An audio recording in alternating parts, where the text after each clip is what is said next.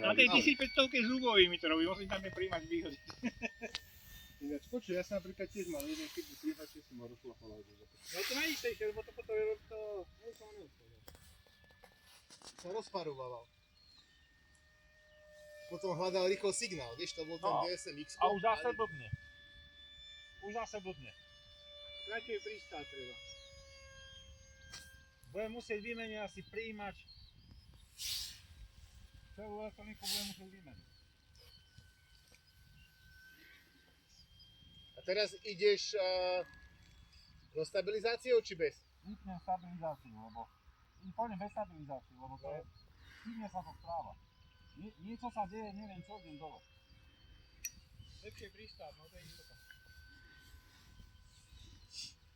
Istota je ja som vtedy prišiel na to, čo to robí, len teraz si nepamätám. No, treba si asi písať.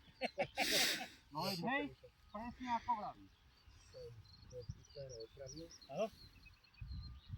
vyspravil, premaloval, zaliekal, fantastické, to došol ku mne kamoš jeden. Ja som povedal, padnutý, a on kde? Že tuto, vidíš, ako toto laminované a toto. To je nič.